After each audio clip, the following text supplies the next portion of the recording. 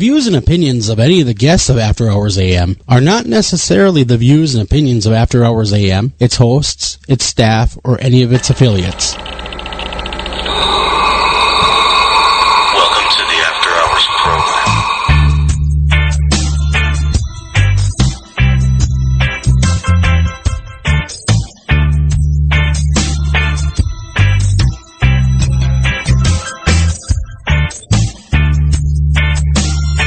Welcome to this edition of After Hours AM Storytellers with your hosts, Joel Sturgis and Eric Olson.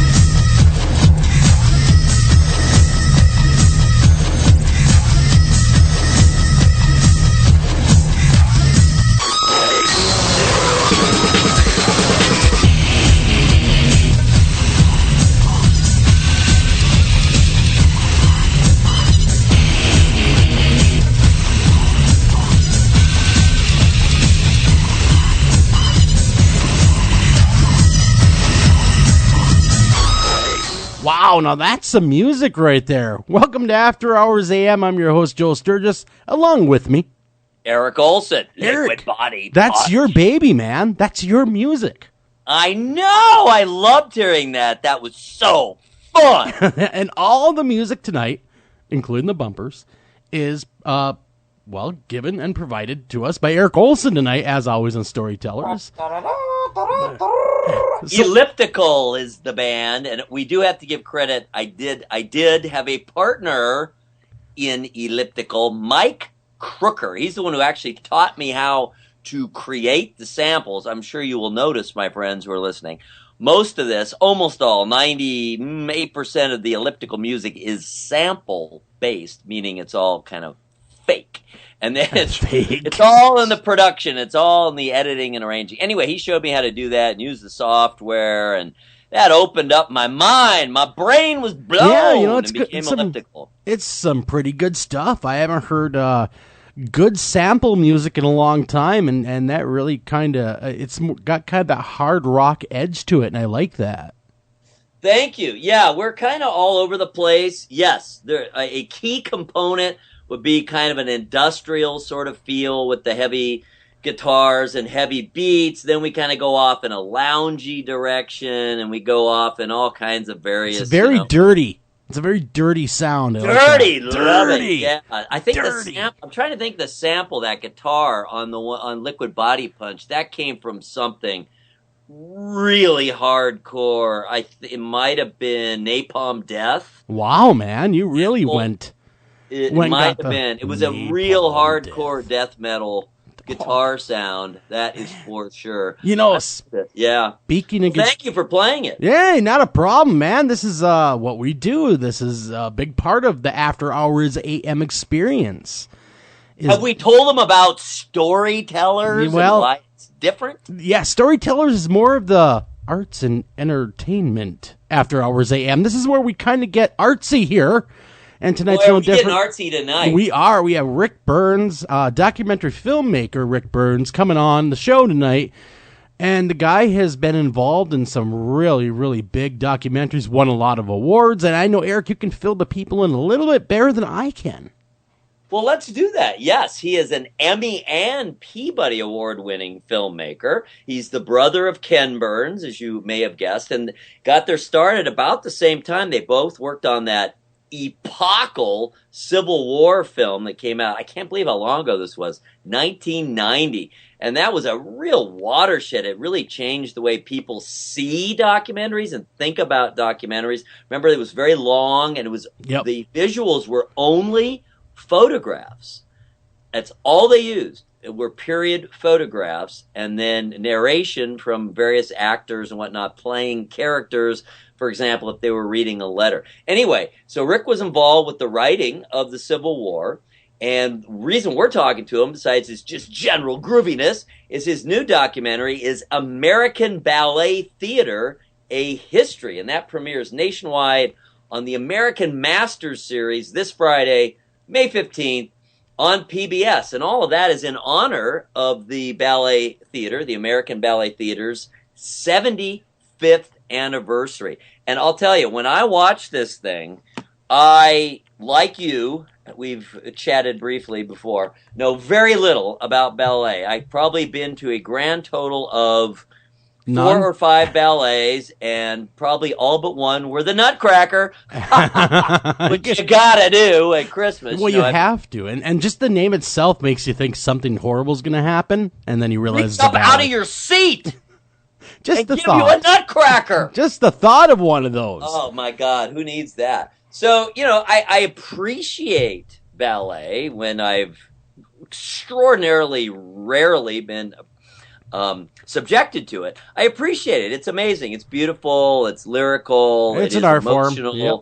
It's an art form, and it really is. But I know very little about it. I have spent a tiny portion of my life thinking about it. It's just so far out of my personal wheelhouse. Though I am very much a fan and aficionado of the fine arts, I would say next to opera, ballet is the one I probably know least about. So here I was watching this film. It's about an hour and a half, and I was absolutely sucked into it. I was drawn into it. It's very emotional. The way the film is put together, it's basically kind of that similar format, not just using photographs, but doing interviews with various people involved with the company and going way back in time, 75 years, with some recorded, previously recorded interviews with people and photographs. There are certainly vintage photographs shown that are amazing. So, but what's really, I think, most appealing about it, most successful about it, is it really does explain why ballet is important and what the appeal of ballet is to the fan. Because I didn't know anything about it, but I was absolutely riveted. And hearing these people who dedicate their lives to it, hear them talk about it, total eye-opener. So there's all kinds of interviews with current and past stars and management and choreographers. And what this company is, it's one of the world's most important and successful and prestigious theater companies, and it really is purely American. And originally it was just called Ballet Theater. It's also one of the very few theater ballet companies that does not have a home theater. They don't have their own home theater. Really? So they're nomads. They go everywhere. They travel. They do, and they've been doing that forever. They went to Europe. They went to Russia. I'm talking early on. 75 years ago, they were doing all this traveling when it was not nearly as easy as it is now. So it really is fascinating. And beyond that, beyond this film, which of course we will be talking at great length about with Rick, because he's the director and he's the one who put it together, but he has a number of other very, very famous films. Most of them have been aired on PBS. Many have been on the American Masters series. And they include the Civil War, of course, which we already talked about. Then Coney Island, The Donner Party. Whoa, that's a bleak moment. Yeah, that's a bad one. That's where neighbors ate neighbors. Come on. Yeah, The Way West, Ansel Adams, the great photographer, Eugene O'Neill, the great American. All these are American, of course. Eugene O'Neill, the great American playwright, Andy Warhol, the bizarre and great American artist.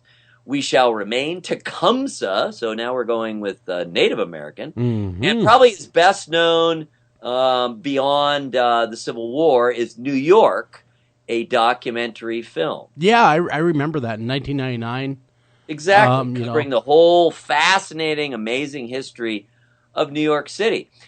Since then, he has done Death and the Civil War, which was sort of revisiting the Civil War, but from the perspective. What was so unusual about the Civil War, besides the fact that it was, cousin against cousin, brother against brother, right here within the U.S. was the death toll was so it's huge. It was huge. At least 400,000 in a country that was only a handful of millions. I mean, it was an enormous percentage of the population was killed. And remember, this was before there was a whole lot of medical help, certainly on the battlefield, and so there were all kinds of amputations. That was extraordinarily. That was common. pretty much standard practice. You come in with a bullet wound in the leg. Guess what Lop they're it gonna off. do? Yep, cut her off. Get rid of it. At least you lived. Yeah, right? well, gangrene took a lot of lives afterwards. Absolutely did. And so not only has he done all these films, Rick Burns, but in this year alone, he's got 3 movies coming out. He's got this one this Friday, which will also be available toward the end of the month on DVD, of course. So he has this one's coming out this Friday and will be airing across the nation on PBS, and that is once again American Ballet Theater: A History. But then he also has Debt of Honor, Disabled Veterans in American History, and that's about as timely as it gets. Mm-hmm. And then he goes all the way back to our founding with The Pilgrim. So, my goodness, how many people have covered American history from that many perspectives? Because each one of those films is in great depth. Yeah, I mean, like the Civil War stuff they worked on, especially the first documentary, they only use still photos to tell the story, and talk about powerful. I mean, the old saying, a photo says 1,000 words. I think it says more, because just the depth and the horror of the time really came shining through with just the stills. I think so, and I think part of that was how new photography was. Remember, that was still really kind of a novelty at that point. Remember, we're talking the 1860s. So that was the first war to be chronicled. Mm-hmm. Very true. By photography. Very, very true. So all that, guys. By photography. Absolutely. So, yes, their use of it, it was very bold. That had not been tried before. Simply using still photography, a series of, everyone thought it was going to be too slow. And then basically just reading from letters from soldiers and family members and various officials and whatnot from that time. And I think what it did is it really did bring you back there, and it made it real. It really gave it a real feel. Oh, it absolutely did. The power is just still there. It is. And the other Ken Burns one I love, of course, being my personal sports background, is baseball. Those are the two really classic for me. And he's made a bunch of other ones too, of course. Ken Burns has. As far as I know, Rick Burns, our guest, was not involved with the history of baseball film, but that was another one where they used still photography and narration and from letters and whatnot, and they really covered the whole history. Mm-hmm. And I mean, they spent a lot of time back in the 1800s, which basically we don't even think of anymore. Because it doesn't seem like real baseball. The rules were quite a bit different. A lot of things changed right around the turn of the century.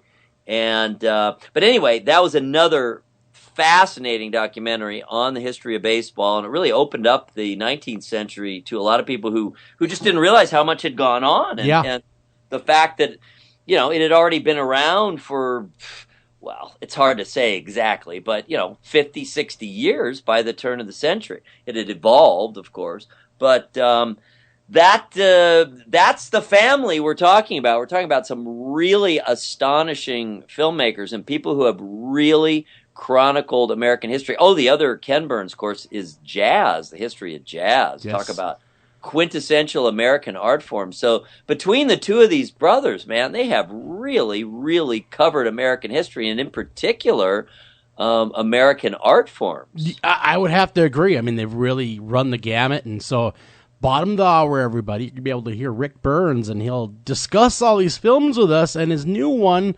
coming on PBS as well, all about, of course, ballet, and there's more to ballet than meets the eye, and we're going to find that out as well. But, Eric, I did something this week that I'm starting to question my sanity about, to be honest. Pray tell. I decided to pick up the old, started to learn how to play the guitar. Yes, the guitar at 40 years old.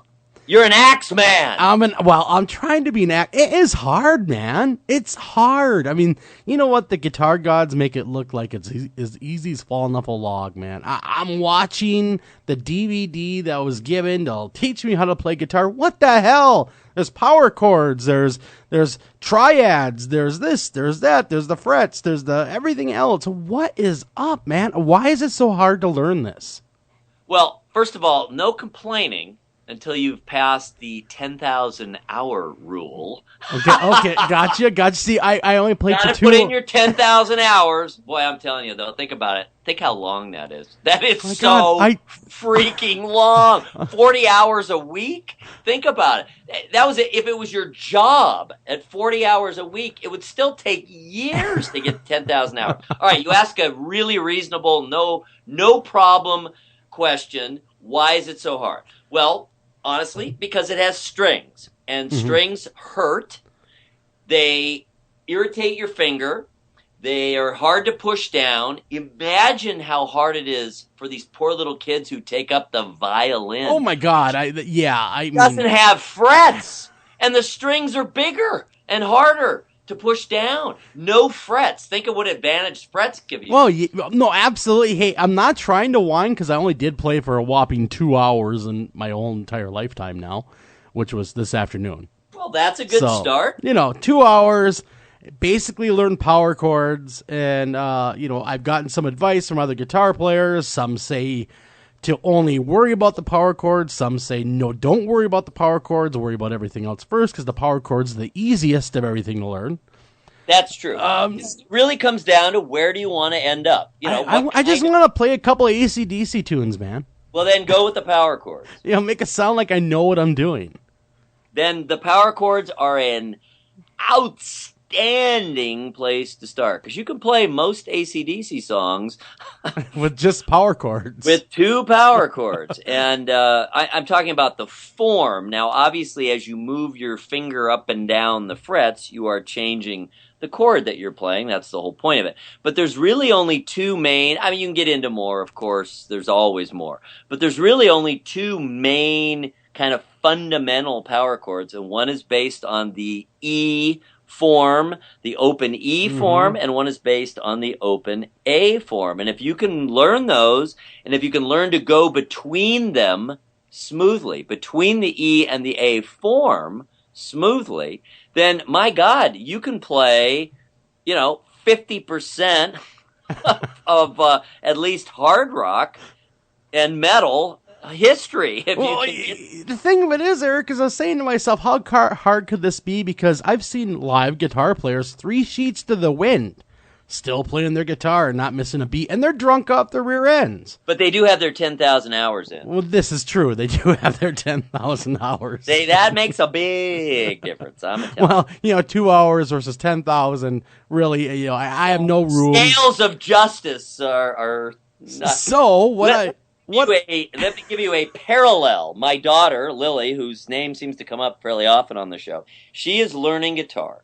She started ahead of you, I would guess, maybe 2 months ago. Well, what she did was she had a New Year's resolution to get going on guitar. She didn't get going right away. Maybe she started by, I'm guessing, March. And she's had some periods where she hasn't been as regular. She's a very, very busy girl. She's got all kinds of crap going on besides school and whatnot. But anyway, I'm guessing, I'm just pulling a number out of the air. She's probably put in 40 hours, I'm guessing. So, she's a little further along than you are, but she still gets very frustrated. She's learning more the kind of traditional folk approach. She's learning on an acoustic guitar. Ooh. She's learning to play, open chords. She tried to do a couple bar chords, but she being a 15-year-old girl, and she does have relatively small hands, and she's relatively slight. So, especially on acoustic guitar, which is harder to play, it's harder to push down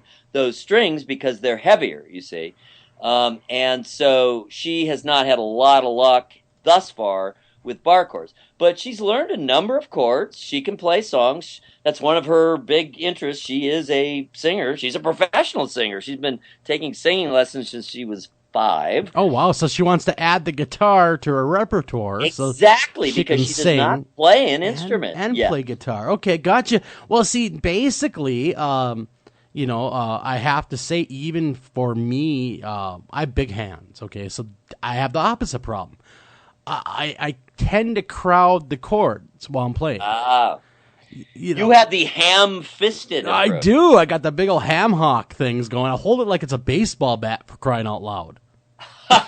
Well, ultimately, honestly, you have an advantage because when you get a little more advanced, when you get a little further along, having the reach, the finger-to-finger reach, that stretch is very helpful. Mm-hmm. There's times when my hands are, medium, probably halfway between you and Lily, just medium, not particularly big. Oh, no, but my problem is big hands with short fingers. So they're wide fingers. Yes. Well, that can be difficult. But really, as long as your hands are strong, that's the biggest advantage. So as long as you can squeeze it, which it sounds like you can, then you're well underway. Then it really is just practice. I think to take up any instrument, and in some ways, everything's a trade-off. There are things that are harder about guitar than other instruments, and there are things that are easier. And of course, one of the really appealing things is you can accompany yourself. Basically, the only instruments you can really, if you're going to sing, the only instruments you really can accompany yourself on are guitar and keyboard, piano. Yeah, that's sure, technically you could do any of the stringed instruments. I guess you could sing along with, but they're pretty hard to strum if you're trying to create a chord environment, that kind of thing. So basically, it really is guitar and its offshoots. Sure, you could do mandolin, you could do banjo. Ukulele seems like it'd be an easy one. Come on. It is, because there's only 4 strings. Exactly. See, I should have opted for bass guitar. There's only 4 strings there. That's right. Now you're dealing with big-ass, fat strings. Those rip up your fingers, I am telling you. The ends of your fingers, did you get any kind of little callus? Oh, I'm starting a good little callus situation going on just from the 2 hours. So, I mean, it's going to get better. That's a good start. Look, you got to start somewhere. What I was going to say is, as far as a general rule of how to approach it, I think if you can get by with as little as a half hour a day, probably 5 days a week, and if you have to, 4. So you know what it is? It's a lot like exercise. It's repetition. Say, look, you can get in a half hour a day, 4 or 5 days a week. As far as exercise goes, that's great. You're getting all the main basic stuff you got to get. You're getting all the main benefits. And I think the same applies to learning an instrument. If you can get in a half hour a day, 4 or 5 days a week, obviously more is better, but I think a lot of people, especially people who start later in life, they're just too ambitious. And then they see all these hours in front of them, piling up, and they just have this vision, and they get discouraged. So don't think of it that way. Just make modest progress. Go over what you know. The thing about an instrument, and again, this is similar to sports too. It's any new skill. You have to build on what you are learning. So you got to keep reinforcing what you had learned previously and keep repeating that as you slowly but surely add in new things. So I think what we were talking about a little bit before we went on air, you were saying, well, when do I get to the rhythm part? Just get a few chords down, so with your left hand, because that's what you're chording with, and then start kind of working on your strumming and get a little variety in your rhythms and get a sense of how a given song, whatever song you choose.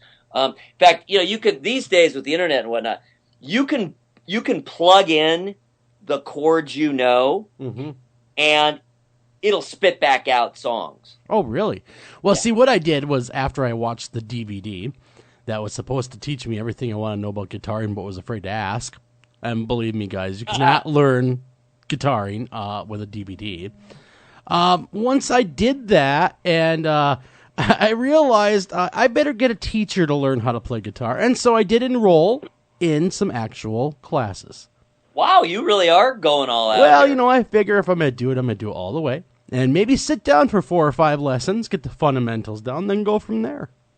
There's nothing wrong with that. And, a great way to start, because it's cheaper and it's probably a little more fun, is you can just go with a group class. Sure. This is a one-on-one I'm starting with. This guy is, I won't say his name, but he's a famous rock star. And how cool we is are that? going to do one-on-one sessions, and maybe he'll teach me a few tunes along the way. That would be great. That is funny. Hey, I know your kids are a little younger than mine in general, although we have crossover. We certainly have crossover. Did you ever watch Nickelodeon? This would be back in the earlier OOs, I guess, and there was one of the shows at that time was called Ned's Survival Guide. He's in middle school and he's writing out this survival guide. So yeah, I know what you're talking about. Ned's Atomic Dustbin. But anyway, the point is he has a teacher, and the actor playing the teacher is Art. The lead singer, I can't say his last name, it's too long, it's Greek, Alexis Sakis or something, from Art from Santa Monica, from Everclear. Interesting. So he's the guy playing the teacher, okay? And he's a music teacher, of course. And so you're going through the whole episode, and Art, who is a pretty punky-looking guy, he's really tatted up, and he's got the spiky short hair and all that. So all that has been suppressed throughout the episode. He's playing this very kind of straight-laced music teacher. Then at the very end of the episode, he busts out the guitar and is him playing himself, in essence, and he just, pounds out some chords and whatnot. And then Ned is, quite impressed. And that's what I'm thinking of about your circumstances, where you have a mild-mannered music teacher who, may be well-known in some quarters. Yep. Minnesota, rock bands, 90s. Yeah, just think about all that. But we won't name names. No. I'm not going to name any names. But, yeah, it's kind of cool that I'm going to have someone to teach me how to do this. It's very cool. Rather than flying solo, as it were, and with a DVD going, okay, that looked really, really... And the DVD, I might add, is from, circa 1995. I mean, it's just, the guy's got like a mullet and, talking about Miami Vice and... Aye. Well... So, Fender didn't go all out. I will say... just kind of a final word of encouragement to people out there who are contemplating this. With the internet out there now, and especially YouTube, there's an entire subsection of YouTube that is devoted to music instruction. Probably guitar is the most populous of all. Yeah, I watched how to play When the Levee Breaks by Led Zeppelin on YouTube. Nice. I love that and, one. It looks hard. It looks like a tough tune to pull off. Well, that is exactly doing what I was talking about going back and forth between the power chord forms. Gotcha. It seems to be all power chords. Uses that technique of back and forth between those two main power chord forms. So, that song, as far as I can think of, I haven't played it in 30 years, but my memory of it is it's just all about the power chord. It's dirty. It's a dirty rock song, and that's what we love about it. Well, and it's slow, so that gives you an advantage in terms of learning it. It's slow and festering, but at the bottom of the hour, we're going to have Rick Burns with us. Hey, Rick, is that you? That is me. Hey, Rick, buddy, how you doing? We're welcome to After Hours AM. We're getting ready to take a break, but as long as we have you here, do you play any musical instruments? I play really terrible guitar, college guitar, and I used to be a drummer in a band called Susie and the Pimps. I love the name. But we were just talking about it because I recently, at the age of 40, decided to pick up the great profession of being a guitar player. It's fantastic. It's a lot harder than it looks, man. It is a I know, lot it's harder tough than it on those looks. calluses until they build up, but it's really, I'll tell you, it's the people's instrument. Exactly, but we got to get out of here, everybody. When we come back, filmmaker Rick Burns, you're not going to want to go anywhere because it's going to be a really, really cool interview. Wow. Fascinating stuff coming right at you. Don't go anywhere. Be right back right after this.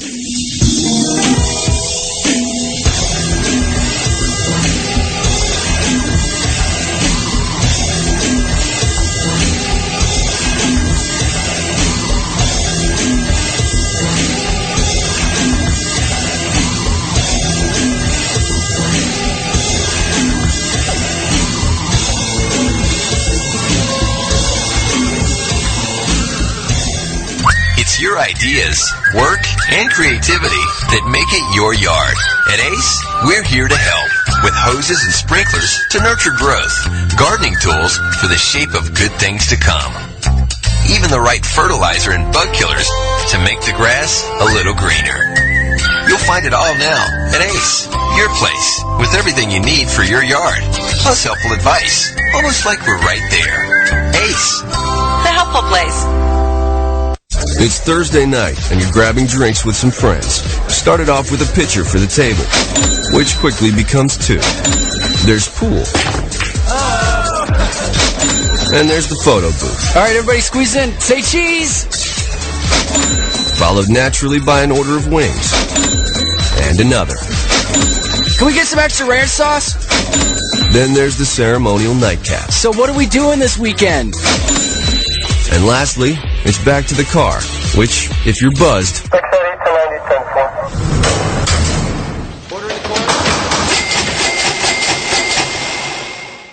could be the most expensive night of your life.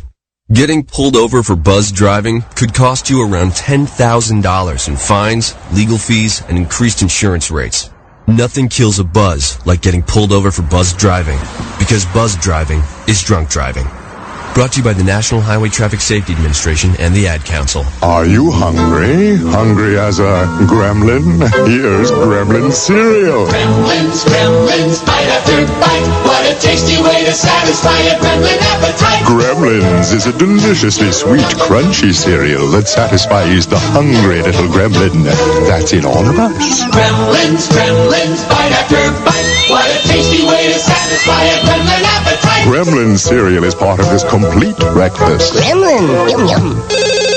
Ranger Station, Ranger speaking. Yeah, hi. I'd like to report a bear sighting. Location. My backyard. Oh, your backyard. Try telling a bear that. I did, and this bear talked back. Talking bear, that's rich. No, wait, it was Smokey Bear. Smokey? Why didn't you say so? I did say so. Continue. I was burning yard waste. No, boy. He told me to burn legally and responsibly, and to remember that if it's too hot to touch, it's too hot to leave. And as always, he's right. 9 out of 10 wildfires are caused by humans. That means 9 out of 10 wildfires can be prevented. Yeah, I know that now. Thanks to me. Actually, thanks to Smokey. As usual, the talking bear gets all the credit. Get your Smokey on. Always burn responsibly and contact your local fire department for open burning regulations. Because 9 out of 10 wildfires can be prevented. Brought to you by Smokey Bear, the U.S. Forest Service, your state forester, and the Ad Council. Learn more at SmokeyBear.com. Only you can prevent wildfires. Hi, Tom Bodette. If pop culture is to be believed, roughly 40% of all people are actually vampires, or dating one.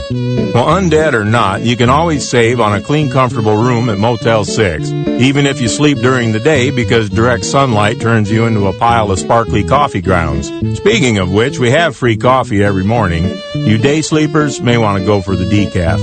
I'm Tom Bodette, and we'll leave the light on for you. Book online at motel6.com. Do you have a question for our guest tonight? Don't feel like calling the show? Not a problem. Email those questions to afterhoursam@gmail.com. Again, that's afterhoursam@gmail.com. Can't give up until you made it perfect.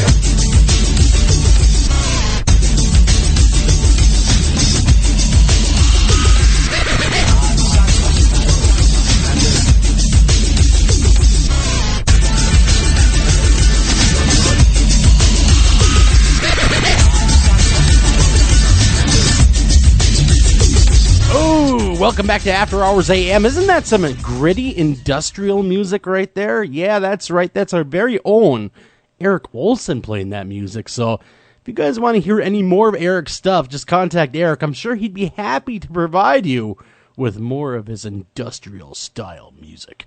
Well, anyhow, I'm Joel Sturgis, your host, and as always, Eric Olson. And Eric, who do we have on tap tonight? I know we got a huge show and a huge guest. What do we got going on? He's like 9 feet tall. That's how huge he is. It's really pretty stunning. We have the great Emmy and Peabody award-winning documentary filmmaker Rick Burns. Very exciting. As we mentioned earlier at the top of the show, his new documentary is American Ballet Theater, A History, and it premieres nationwide on the American Masters Series this Friday, May 15th, on PBS nationwide. And all of this is in honor of the company, and the company, by the company, we mean the American Ballet Theater. It's their 75th anniversary. So what it really is, what the film really is it's a documentation of the history of ballet in America. Delving into the rich history of one of the world's preeminent ballet companies, Burns combines intimate rehearsal footage, virtuoso performances, and interviews with American Ballet Theater's key figures. And as we were saying here at the break, none of us knew squat about ballet. I just watched this film today, and I was absolutely drawn into it by the emotionalism, by the purity of it, by the artistry. I've always known, wow, it's astonishing what those people can do with their bodies and the time and effort that they have to put into it in order to achieve that. But I really haven't known a whole lot about the overall structure and kind of the history of it. I really was unaware of its origins and where it came from. I have learned that. And a number of big stars. These were just words to me before, the names of some of these choreographers and some of the stars of the company. But now they have become real people, and I have an idea of what their angle is, what their personal contribution was. And boy, I just don't think you can say much more about a film, about a topic you knew nothing about, but that you were enthralled by it and drawn into it. Then we might as well mention the other 874 films, not quite that many, but the amazing sequence. We're talking about key moments in American history that Rick Burns has portrayed in film, starting with the Civil War, which he did with his brother Ken way back in 1990. We've talked about that quite a bit already, how revolutionary that was, working purely off of still photographs from the era. I know, that's what blew my mind. It was amazing. Powerful. People, I remember, I'm old enough to remember that the Civil War, I was going to say, you remember the Civil War? I do remember the Civil War. Yes, I was a mere fetus, but I was around. No, I remember the build-up to the film, and that, there's a lot of publicity that this was going to be something very different. And there was a lot of concern. Wow, isn't that going to be boring and slow? And, oh, my God, you're just going to show one photograph after another and have some ding-dongs pretend to be historical figures and read letters? Wow. Freaking yawn. Yeah, well, we all know where it went. That it was movie, an enormous hit, a massive smash. It was a revelation, and that format's been followed in many other Ken Burns documentaries ever since, including, as we mentioned, jazz and baseball. But we're talking with Rick. So his films after the Civil War are Coney Island, The Donner Party, The Way West, Ansel Adams, Eugene O'Neill, Andy Warhol, We Shall Remain, Tecumseh's Vision, New York, a documentary film, Death and the Civil War, Inquiring Minds, and as we mentioned, 2015 will see 3, not 1, not 2, but 3 separate films. The one we've been talking about, American Ballet Theater, A History, but also Debt of Honor, Disabled Veterans in American History, and The Pilgrims. Welcome to After Hours AM Storytellers, Rick Burns. Oh, thank you so much. It's so great to be with you guys. Really, really a huge pleasure. Well, it is our pleasure. Go ahead there, Joel. Well, what I was going to say is, you know, the thing of it is the ballet. I watched it today, American Ballet Theater, and like most of us, I mean, I didn't know a lot about ballet, but you know what really struck me about it was A, you know, it was so well put together, but B, the sacrifice that the performers go through. It's intense. I mean, it's nuts. I would die. I would be, you know, on the ground dying. Like, really? You want me to contort that way? No, thank you. I'm good to go. But then just the work ethic these people have and the love that they have for their craft that really stands out. You know, you look at what these people can do with their bodies. I mean, and on the one hand, one of the yardsticks is they're like Major League Baseball players. They can do things that only a freakishly few handful of people can do. But the weird thing is they're not doing it in a competition. They're not doing it to strike somebody out or to make that Hall of Fame. What they're trying to do is to use all that extraordinary physical ability to express something seriously deep and powerful about what it is to be a human being. And I know that, you know, when pitchers get out there and do that, or hitters, they're expressing something about being a human being too. But these people are capable of using their body with no words whatsoever. You can go anywhere in the world. It is the universal language of humankind, and they can express the deepest things about love, desire, pain, sorrow, loss, hatred, rage, betrayal, and forgiveness. I mean, and they do it opening themselves up, making themselves very vulnerable in ways that we can't even begin to imagine.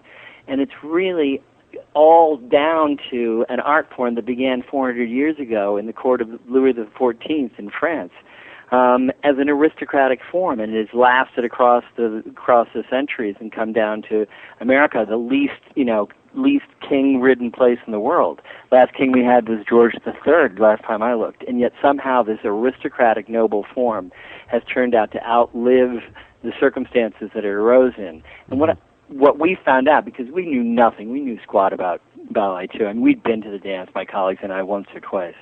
But what we found out was that it's an art form that, for whatever misconception or preconception people may have about it, like a tutu crowd, or that it's elitist, or that it's somehow distant and it's out there, and as you were saying, Joel, you know, maybe it's hard to do, but it's not for me. Yeah. This is something which a 3-year-old is going to get 90% of with their eyes wide open the first time they go. Mm-hmm. I mean, if the dance is great, the power of it will knock you flat like a tsunami. And we really just wanted to make a film that said, where did that tsunami come from? You know, how hard is it to do? What's it trying to do? And it was really, you know, among the things we discovered was that it's at the origins of ballet in the 17th century in Italy, and especially, above all, France, in the court of the Sun King. It was really a kind of a discovery made about the expressive possibilities of the human body, about the beauty of the proportionality of the body in the human form, and how it could move and express things elemental about the human condition.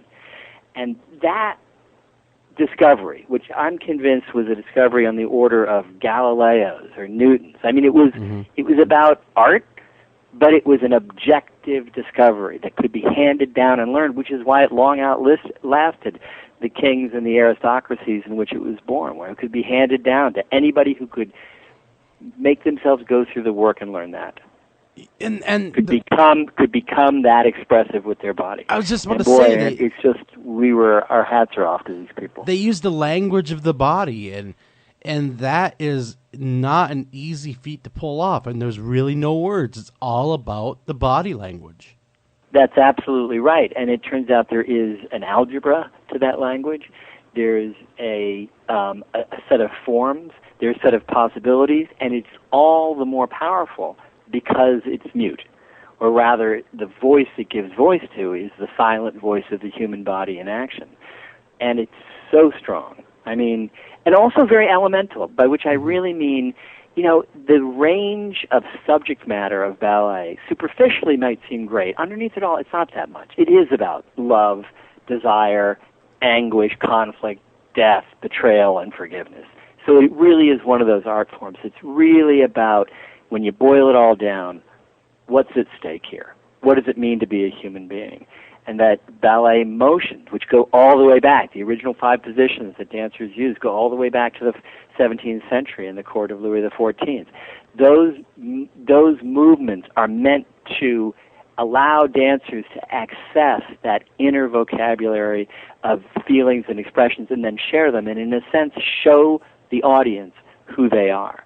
So it's a tremendous kind of, like all art, it's a way of communing. It's a way of seeing yourself, of having bodied forth, literally, what it is to be a human being in a variety of circumstances, joyous or tragic or everything in between. And that's special. And I think that one thing I feel almost a duty in making the film for is to say, you know what, if you ever thought this wasn't for you, just give it a chance. Make sure you go to an extraordinary company, like New York City Ballet, or in the case of the subject of this film, American Ballet Theater, whose 75th anniversary this is, as you said. Just go in there. Go in there without any preconceptions. Just look. Just listen and look. And I promise you'll be blown away. So we really, we drank the Kool-Aid. We became major converts. And, what do we know? It's just a few years later, 10 years down the road since we started, and we're still novices. But, you don't have to know that much. Your heart has to be open. You have to be ready to be blown away, and you will be. Exactly. Well said. I love the line in the film. It really struck me because one of my most common and recurring dreams is of flying. Yeah, so oh my God, yeah. The woman who speaks about this is what it feels like. You are, I feel like I am flying. I'm right. above it all when I am performing this. And my only contact with the ground is the size of a nickel. Mm-hmm. The very tippy tops of her toes is the only thing touching the ground. Even less so if there's only one touching the ground.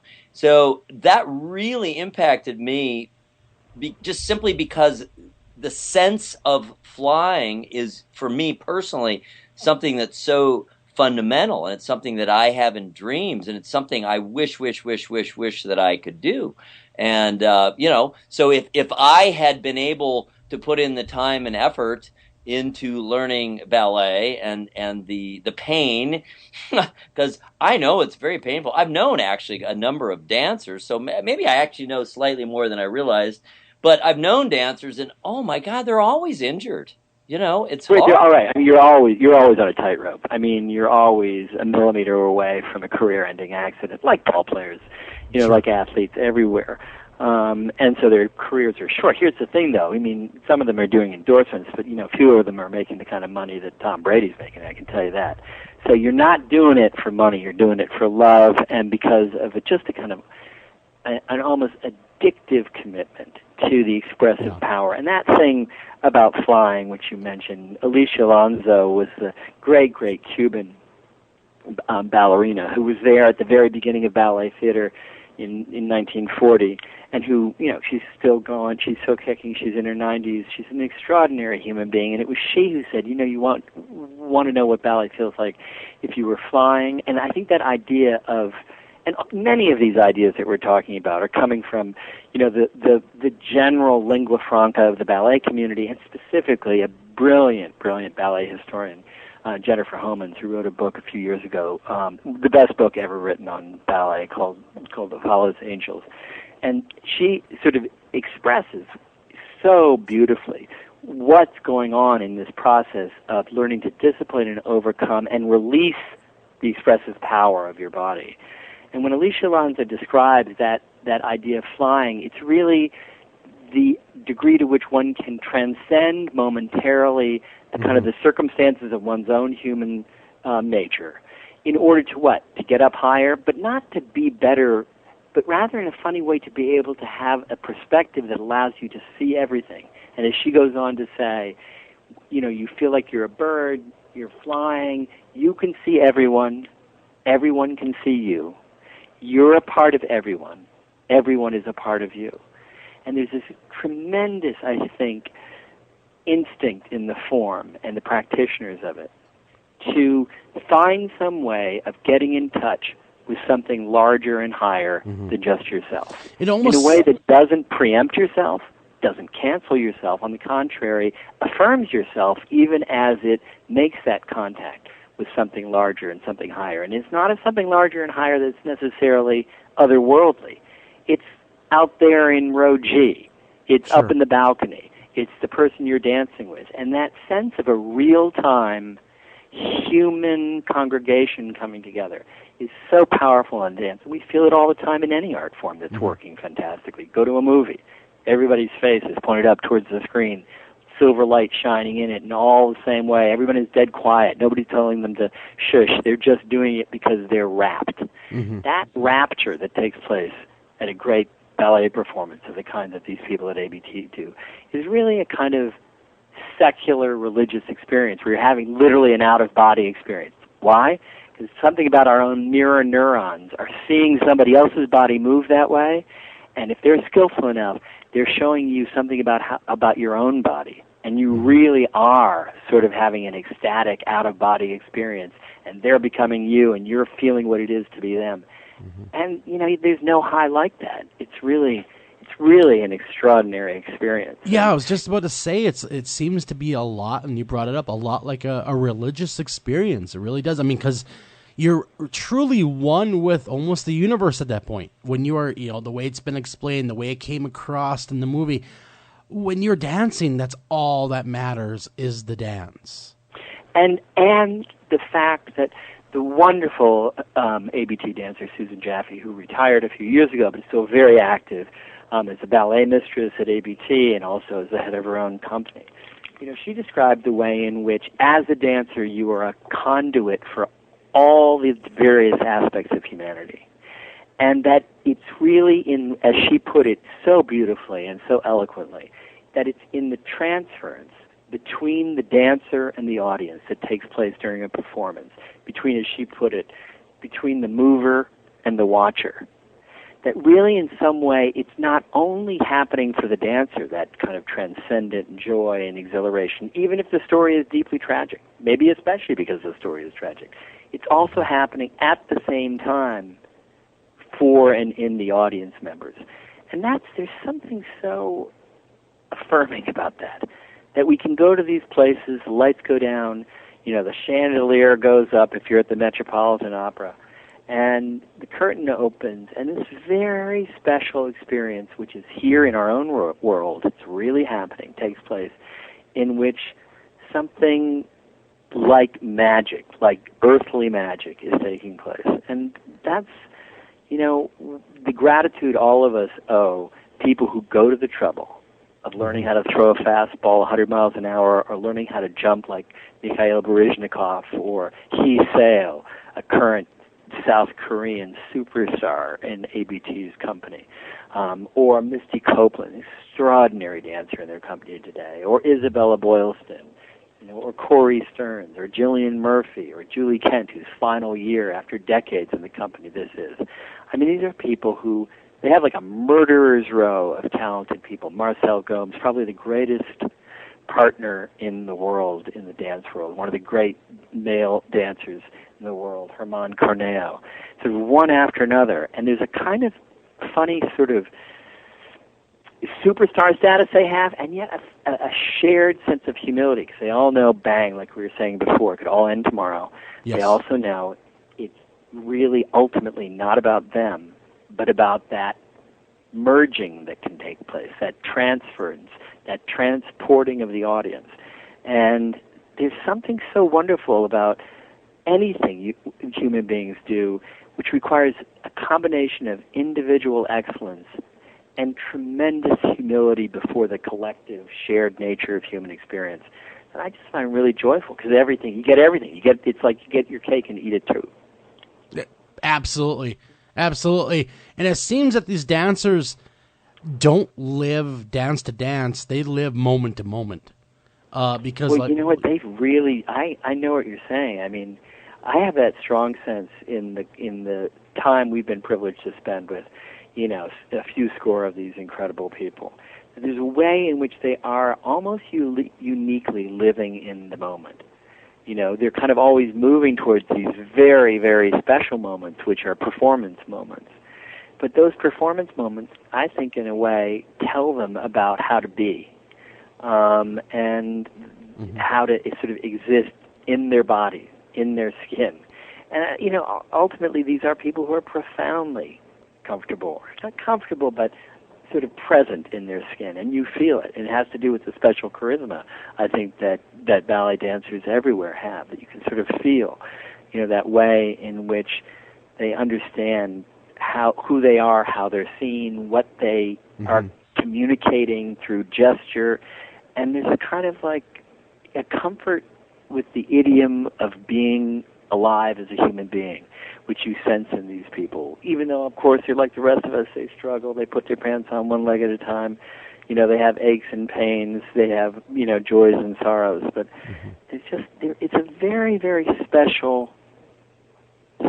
form. No form is as subject to and imbued by the reality of the human experience of time. It's happening in time. We made a film which, records time. That's not what dance is. Dance is the non-recordable. Dance is what's happening, such a fashion that it can't be reproduced. Now, you may put a camera in front of it as we did, but you're doing something that is almost intrinsically antithetical to what dance is. Dance is, as so many people like Kevin McKenzie, they're a brilliant artistic director, but everyone had a way of saying this. Dance is now. Dance is happening when it's happening in a real, ephemeral moment that's going to be, as Jennifer Holman puts it, it's like the arc of any human life. It has a beginning and a middle and an end. It doesn't have any existence as representation or reproduction. It's only in the moment, which is what makes it tough, actually, to make a film about dance, because you're automatically capturing the bird. You're like putting it in a cage. And we look at most dance films, I think, as through a very thick window, and it's frustrating because gee, that thing, that nowness of the form, gee, it's already been canceled out by the fact that it's been put on film. Sure. But that's, the fact that dance is so really almost uniquely, inescapably in real time is really what's the key to its power, because it's somehow, and that when these extraordinary creatures, choreographers and dancers alike, learn how to tap into the power of now, boy, there's a kind of an existential poignancy, because they're always alluding to what it is to be a human being in time. And they exploit that. It's like the fuel tank their engine is connected to, their expressive, emotive engine is connected to. And it's an expressive engine of enormous, enormous power.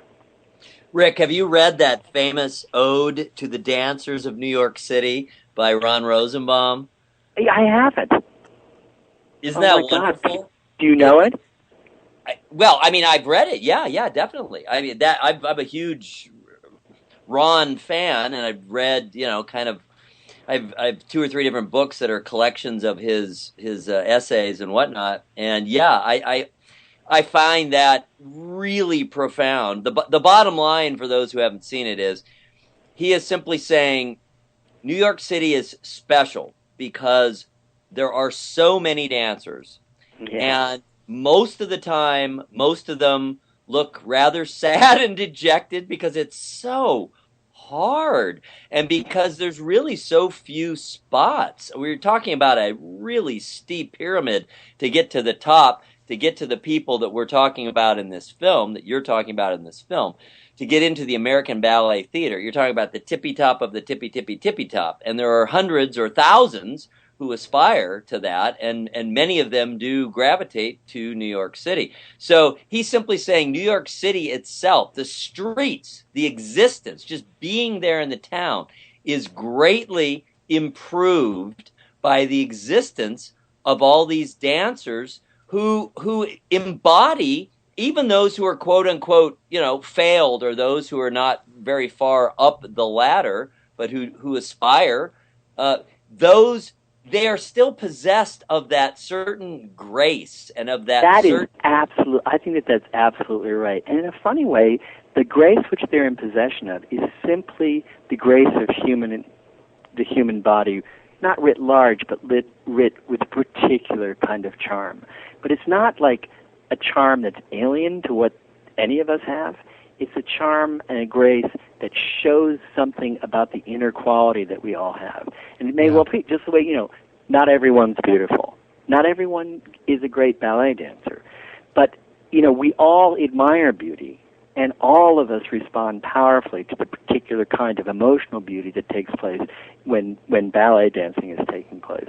And I think that that's really because, although it's unusual, like the pitcher who can throw a 105-mile-an-hour fastball, it's still a form of unusual ability and grace that absolutely speaks powerfully to, speaks volumes to all of us. And I think that point that he's making is really so well taken, that there's a kind of a great chain of being that connects the greatest dancer to the most sort of like all-thumbs person walking in the park and everybody in between, including all those unemployed dancers who are somehow engaged all the time in the process of being human beings in their body. And they're expressing things by tilts of their head, often totally unconscious of doing it. A gesture with the hand, the way you sort of sway your leg. All these things which are a part of the alphabet of being a human being.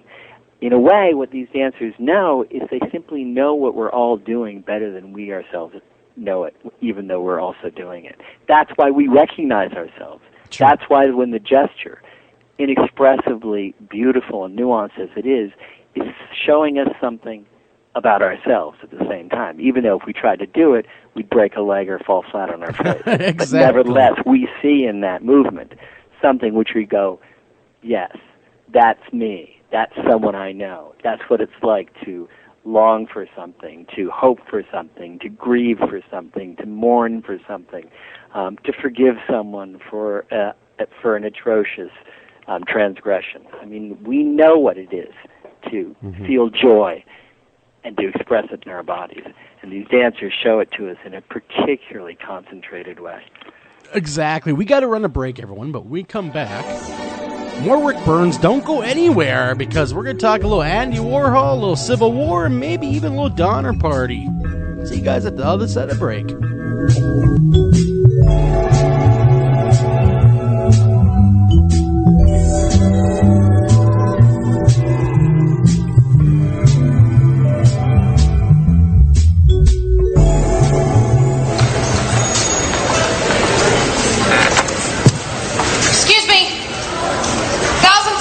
Patients can't afford a place to stay when the best treatment is far from home. A room shouldn't be the difference between life and death. Let's make sure that everyone who needs a room gets one. Let's make some noise. Let's help the American Cancer Society finish the fight. Text ROOM to 41518 to donate $10. Taking a family of 5 to the amusement park can cost a small fortune. Oh, yeah. So to save some money, we thought, hey, let's bring the amusement park to us. Yeah. Go ahead. All right. Step right up, young man. Are you ready to ride the Wacky Waterfall? That's just the bathtub with the shower head running. Nope, it's the Wacky Waterfall. It's the shower, Dad. Waterfall. Wacky. There's an easier way to save. To get a free rate quote, go to Geico.com. Then buy online, over the phone, or at your local Geico office. Green light. Hey, girl. School zone. I'm getting hungry. Car changing lanes. You want to meet me for pizza? Stop sign. Intersection clear. Yeah, street. Pizza sounds good. Ballin Street? Girlin Street! It's hard to concentrate on two things at once, like texting and driving. Stop the text, stop the wrecks. How will you stop texting and driving? Tell us at stoptextstopwrecks.org. Brought to you by the National Highway Traffic Safety Administration and the Ad Council. Northern Tool and Equipment. So me and the boys head out to tailgate today and find some other fans in our spot. Well, it happens. Cheering for the wrong team. Oh, this is war. Even worse, they've got this couch set up and everything. A couch? Yeah, it's sectional. All right, first thing, don't ever use the word sectional again. Done. Second, I want you to grab a 4,700-pound tow chain with J-hook and grab hammer. Throw that on the back of your truck. Got it. Now you're going to Hail Mary the J-hook over the end of that couch. Time to find a better spot for your new friends. That should do it. There's no problem a little horsepower can't solve. Northern Tool and Equipment. Hi, Tom Bodette. If you can hear me, then you have an internet connection, which means you can do cool things online, like listen to streaming radio, obviously, or watch a video of a monkey washing a cat. Let your freak flag fly. Or you can book a room at a great price at Motel6.com. Isn't the internet wonderful? Everything you want right at your fingertips, and whoa, did not need to see that. I'm Tom Bodette for Motel 6, and we'll leave the light on for you.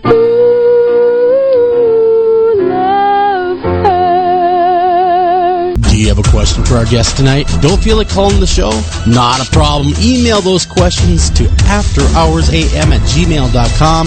Again, that's afterhoursam@gmail.com.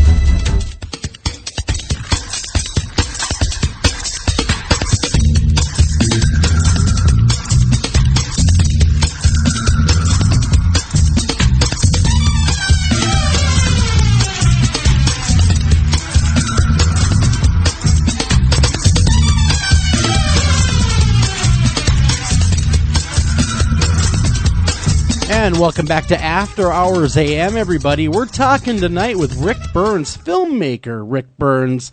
And I'm your host, Joel Sturgis, and as always, Eric Olson. And Eric, I gotta say, like we said earlier, I didn't know a lot about the ballet until I watched Rick's film. And I'm still in awe of what these people can do. And not only that, but how the determination that dancers have to their craft. It's some would almost say it's almost to a psychotic state. That, I mean, they're so focused. They're so focused to the dance. I've never seen a group of people this focused. Well, it really is. It's a combination of all of the requirements to be an athlete. The strength, the focus, the eye-hand coordination, well, just overall body coordination. But then you're taking all of that to yet another level because you are using all of those skills and all of that time and effort to hone yourself toward an artistic end. So imagine this. You could have all of those skills. You could have developed your body in such a way that you have all those skills. But if you don't have that artistic spark, if you don't have that ability to convey, to reach deep down into yourself and pull out something that approximates the meaning of life, it could all be for naught. No wonder these poor people are so neurotic. Sure. I mean, I imagine they're a lot like ball players, some little superstition as well, I would imagine, in the whole theater. Yeah, I found my experience was, that, dancers, like any group of people, filmmakers, they run the gamut. But they're, by and large, they kind of, of course, they're like thoroughbreds. So they have that kind of, high-performance engine, sort of nervous energy. But there's also kind of a very common sense of they're very down to earth. They know their bodies. They know themselves. They seem to very frequently have a perspective on, the chanciness of their career. They're hoping nothing goes wrong. They know things can go wrong. Suddenly, you have like an Achilles problem or a bone spur, or, you pull a muscle and you come up lame and your career's over or you're out for the season. So it's a kind of like they know, almost the way doctors know the human body, they know the human body. Sure. And there's nothing foreign to them about it. And that's, there's something that, like, sure, they can be neurotic just the way we all can. I'm more struck by the degree to which there's a kind of philosophical, not resignation, but deep understanding of what it is to be a body and have a body. But as you were saying as well, it at the end of the day, even though they have devoted themselves to being able to do things with their body, i.e. with something you can see. It's all in the service, not of something you can see, but of something you can feel. So it's all in the service of something that's ultimately invisible. And you're only going to get to it by what you can see. But man, if that spark of emotional response inside the audience doesn't occur, it's then nothing. Then that gesture with the arm or the foot or the slight turn of the head, however difficult or not it was, really means nothing. And that's such a powerful thing to me that they know powerfully that, although they're using their body to do it, it's about something that's not reducible to just their bodies. And that's the kind of the magic, that they're using their bodies with others in motion to bring into connection something deep inside their audience and deep inside themselves in these two, that is to say, hidden, dark, unseen areas, even though the lights are up and they're dancing around and, there's costumes and there's lights and there's scenery. Ultimately, it's about, what did it mean? How did it make somebody feel? What was its impact on the insides? And that's really, the artistry of that kind of athleticism, is just stunning to me. Exactly. I mean, and I want everybody, encourage everybody, and I demand everybody, if I could demand them, to tune in May 15th, 2015, and catch American Ballet Theater. I mean, this is going to be the kind of film, the kind of show that will change your mind on, if you don't know anything about ballet, tune in, and especially if you don't know anything about ballet, because it will really open your eyes to a world that you had no idea even existed to most of us, and just how dedicated these people are to their craft. That's one thing that struck me right away, being in radio all these years, and I say to myself, well, I'm dedicated to my craft. Well, nowhere near as dedicated as these poor people are. I mean, they live, eat, and breathe ballet. I mean, I think that's right. There are people who are as dedicated as these people. There's nobody more dedicated. I mean, there's not a human area of human activity where you can honestly say, well, they are more dedicated than a first tier ballet dancer. Oh, yeah. I mean, the price of admission is you give everything you got, usually not exclusively, usually from a very young age. And it's like an old medieval guild apprenticeship. You learn it from somebody else who knows it, and you learn it and you learn it, and you evolve through your paces until, having learned 2 or 3 levels, you find yourself at yet another level, and then you're ready to kind of go into double A ball. I mean, sure. It's a constant process of honing your craft, of reaching one level only to then be able to reach a still higher level. And so there is that kind of, that sort of focus and that dedication. It's not for everybody. I mean, it's not relaxing, put it this way. Although there is, I think, a kind of exaltation that's available to people who do that, which may actually also be available to all of us who simply have the enormous privilege of watching them do it. Rick, we exult with them in this thing they've been able to do, and not because they're better than us, but because of what it shows us about ourselves. Well, the thing of it is the great ones make things that are extremely hard, they make it truly look easy. Absolutely. And that's no different here. I mean, watching them, they're so graceful and so skilled. It's almost deceiving how hard it is, where they make it look almost effortless on their end. One of their great dancers right now is a young woman named Isabella Boylston. And Kevin McKenzie, the artistic director, was explaining to us when we were filming 10 of these incredible dancers up at the dance center on the Hudson in Tivoli, a Cat Spawn Dance Center. He was explaining how, they're doing very, very frequently, they're doing moves which the eye can't actually register entirely. In other words, you're registering the effect of what they're doing, but you can't actually see it. It's happening too quickly, too subtly.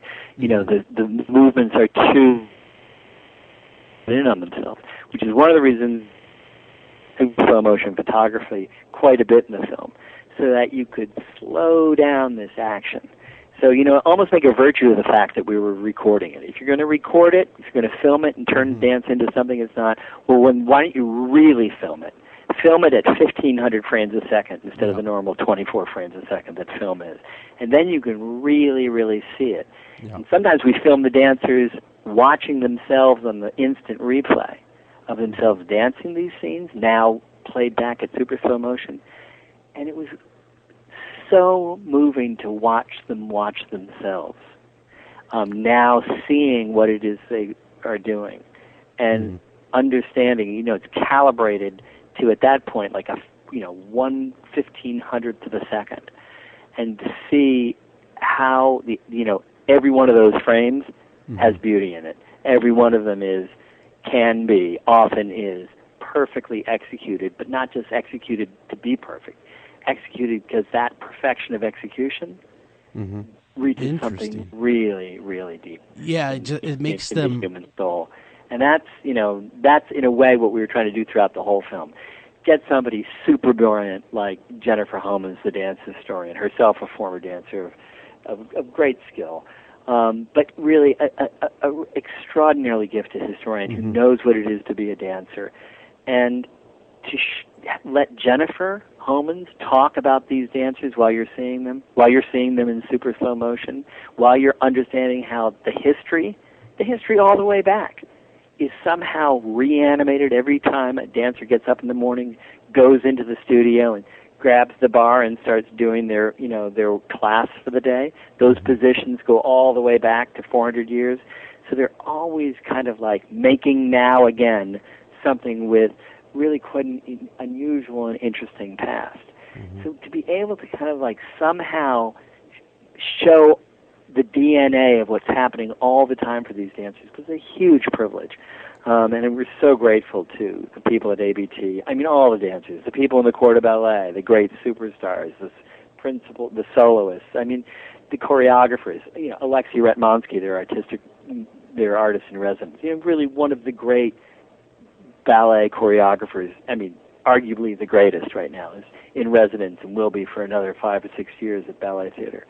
To be able to sort of be with these people and watch what they do and talk to them about what they do was really an incredible joy. And, I really do think that if anybody did go in and watch what they were doing, all of us would become balletamanes if we went to the ballet. I mean, I think it's something that there should be like a kind of mandatory attendance for all Americans. Go to the ballet, ABT, but go to the Washington Ballet or the Tampa Ballet or the San Francisco Ballet. Go out and see these people. There's an enormous amount of talent, and if there's some companies like ABT which are like on any given night, ABT is comparable to only one or two other ballet companies in the world. Sure. I mean, that's the level they're operating at. But there's so much talent, and they do all learn from each other and feed off each other. And I think that it would be great. I mean, America would be a healthier place, not only if we danced more, but if we went to the dance more.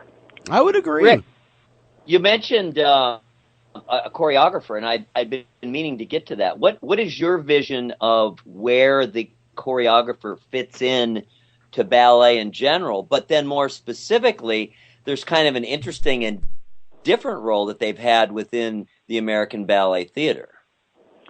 I mean, the choreographers are the poets of the form.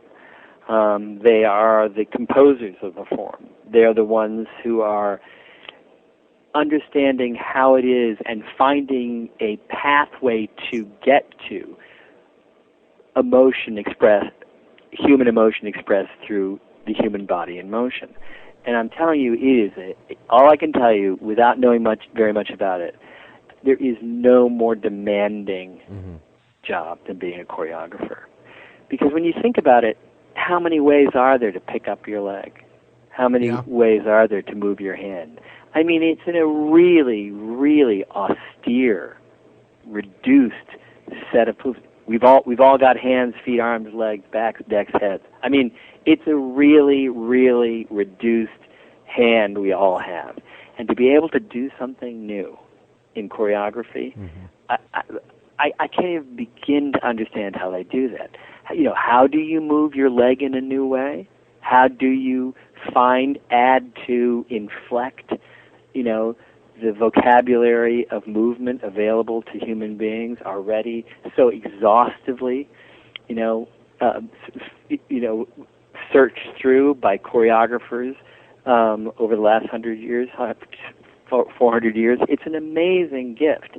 So when someone does that, and it's not a cliche, and it's not a repetition, and it doesn't seem to be simply sampling what somebody else has done, but is kind of absorbing the tradition, inflecting it in a new direction, and finding some new aspect of of human emotion to express, as Alexei Romansky does, or Lar Lubavitch does, or Benjamin Millepied, all choreographers well known. I mean, they're superstars of the choreographic world right now, but people they've all choreographed dances on and for American Ballet Theater dances.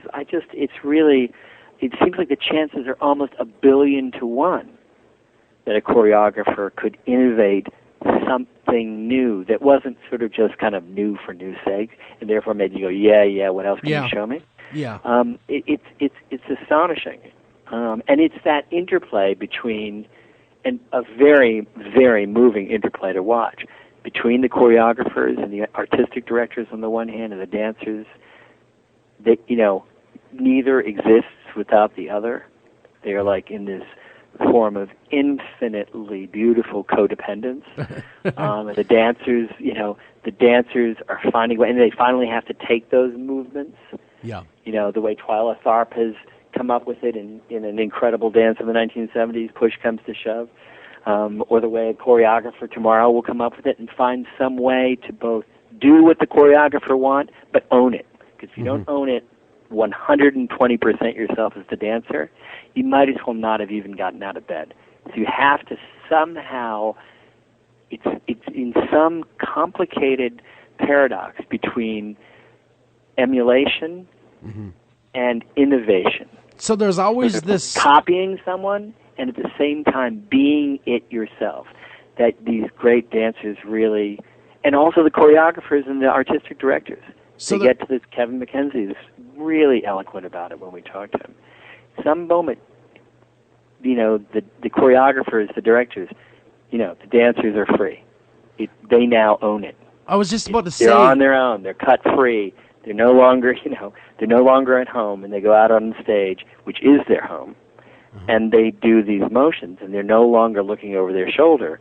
They are the motion. I mean, that's really, there's a profound, philosophically, humanly, spiritually profound thing about what's going on in that interaction, I think, between dancers, choreographers, and the whole history of dance, which is why my colleagues and I felt from the start, you can't talk about American ballet theater as something distinct from ballet in America, and neither of those things can you talk about as something distinct from the history of ballet. What would it mean? They didn't invent it. January 11th, 1940, American Ballet Theater begins spectacularly, kind of brings down the house, with a stunning set of performances. They didn't invent ballet. It had been going on for hundreds of years. How were they doing it the same? How were they doing it different? What did it mean now to take this form that had begun in the court of the Sun King and then got translated to the courts of Imperial Russia, and then had come flooding back west again after the Russian Revolution? What did it mean for this form now to be, on Broadway, in America, at Radio City Music Hall? It couldn't possibly stay the same.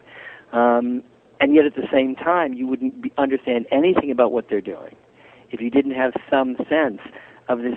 It's not the weight of history, it's the incredibly animating presence of history in the dancers and the dance when they're dancing. So that's why we really, in doing this kind of Valentine to American Ballet Theater on their 75th birthday, it's really inescapably, it has to be. Only way to do it right, I think, is to, show something about the history of the form, something about where it's coming from, because you're not going to know about where it was when they started, or where it's been going for the last 75 years, or where it is right now. It's in a tremendous place right now, dance, I think. And I was going to say, as a choreographer, pardon the expression, it's hard to bring something new to the dance. And so that must be just incredibly, incredibly stressful on their end. It is. But I think it's, it's not novelty for novelty's sake. You can sort of feel it. There's a kind of, sometimes what they do that's new is return to the past in a particularly fresh way. George Balanchine did that.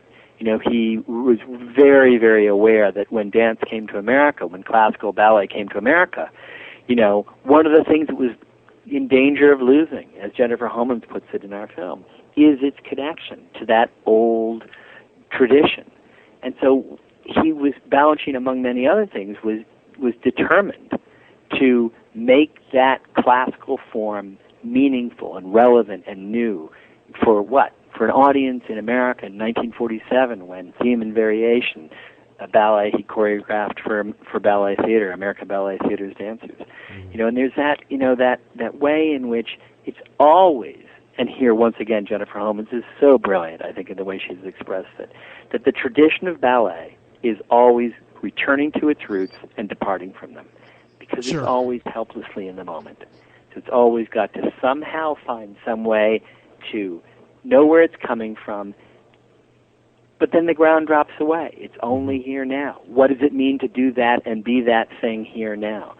And that I think the particular genius that goes into any gifted choreographer or choreography is really moving to me, because they have to really be focused on, you know, there's no faking it.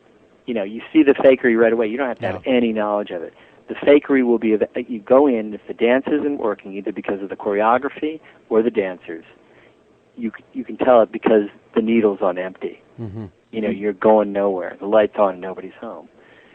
And ditto the opposite. It's like, if it's working, if it's something real, if, you know, Agnes DeMille, 1944, you know, Rodeo, or, you know, any one of the sort of great innovations across the 75 years of American Ballet's history as a dance company, when the new thing hits and it's not merely new for new's sake, or not merely recycling what's already been, but somehow electrically happening now again, it's astonishing. It's very, very hard won. It's like, you know, you throw the mud against the wall 1,000 times and a few pieces stick. So the dedication and the perseverance one feels, the tenacity one feels in the commitment of the choreographers is equaled only by the tenacity and the commitment of the dancers, not to stop at simply copying the move. Yeah, interesting. It's always moving towards where the movement is expressive of something that's alive and real. And that's, you know, I can tell you, I knew nothing about this a few years ago, 10 years ago. And it's just been it was really a revelation to my colleagues and me to be kind of brought in and exposed to this art. You know, I'd been to the ballet, but my eyes hadn't been open. And so my hope is that people will watch this film and go, I'm going to go to the ballet tomorrow.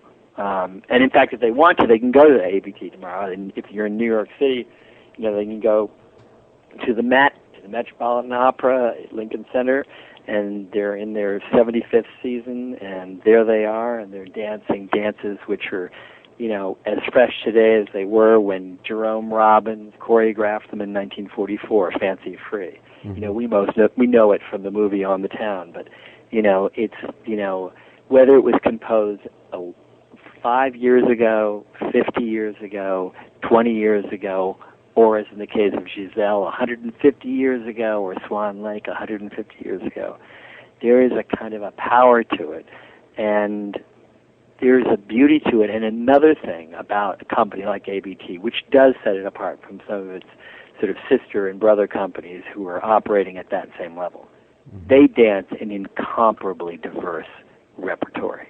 I mean, they are dancing things which are as modern or as expressionistic or as out of the 1930s or as sort of swanky and jaunty, Twyla Tharp, Jerome Robbins, Agnes DeMille, Anthony Tudor, incredible sort of expressionist English choreographer who was there from the first year they were there. So they have this amazing range of material they're doing, making amazing demands on dancers to do it. And so all their dances, you know, they're swan queens. You know, tomorrow are going to be dancing something from Anthony Tudor about, you know, the death of a whole village of children in a mining accident, Dark Elegies from the late 1930s by the English choreographer Anthony Tudor. What does it mean to be a dancer who today is dancing one of these sort of, you know, the Dying Swan, and tomorrow is dancing, you know, a homely girl in Tudor's Pillar of Fire, or the cowgirl in Agnes DeMille's, you know, Rodeo. That kind of, it's not just a kind of a virtuosity and a versatility. It's a kind of interaction that takes place of vibrating across different styles, each of which has to be totally mastered and presented in its own terms, that you can feel. I swear to God, you can feel you know, the little cowgirl from Agnes de Mille's Rodeo in, you know, a completely different role that Xiomara Ray, who's retiring, one of their great, great ballerinas, retiring this year. You know, you can feel how when you have to dance such a mixed repertory, it has a synergistic positive effect because there's a kind of a silent conversation going on amongst styles within the body and soul of each of these dancers. Very, very interesting. Very interesting. Elevates, I don't know if it elevates, but it certainly renders very, very unique what these dancers do when they dance such a mixed rep. Absolutely. Everyone go check it out this Friday night, 9 p.m. Eastern, PBS. The American Ballet Theater, American Masters team, is American Masters is the show, of course. But you're going to be able to see Rick Burns at his best. You know, he is a Peabody award-winning filmmaker. We haven't even touched on that yet. But we come back from break. We're going to talk a little more about his works. I like the Andy Warhol stuff as well. I can't wait to talk to him about Andy Warhol. So don't go anywhere, everybody. Stay around. We'll be right back right after this.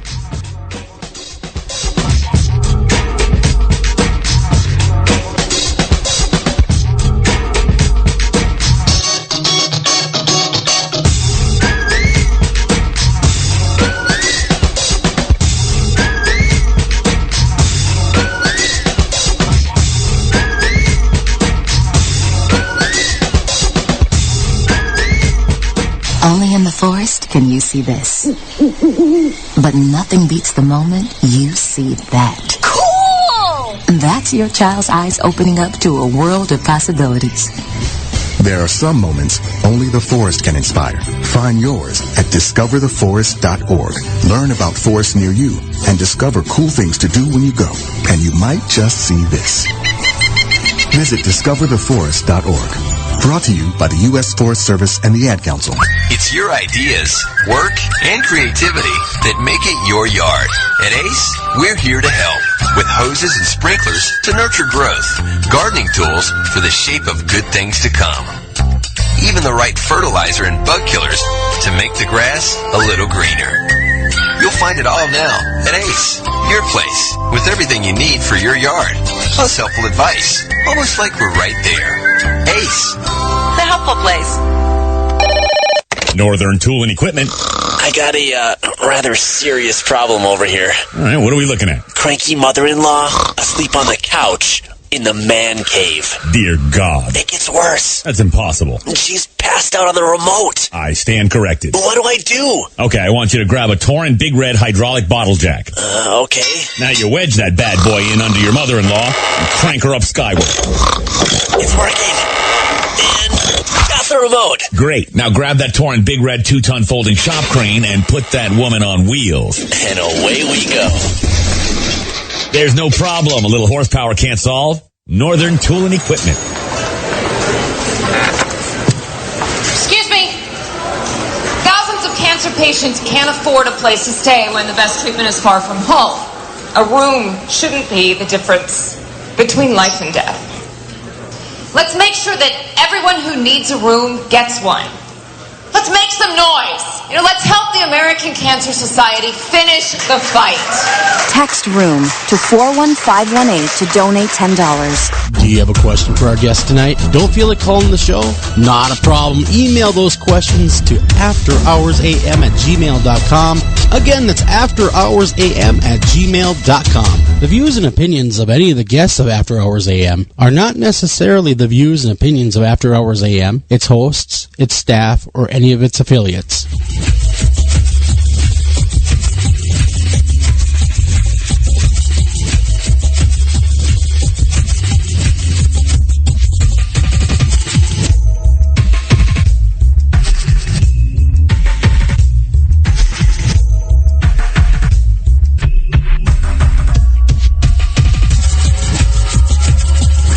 And welcome back to After Hours AM, everybody. I'm your host, Joel Sturgis, and as always, with me, Eric C. Olson. Eric C. Olson now, huh?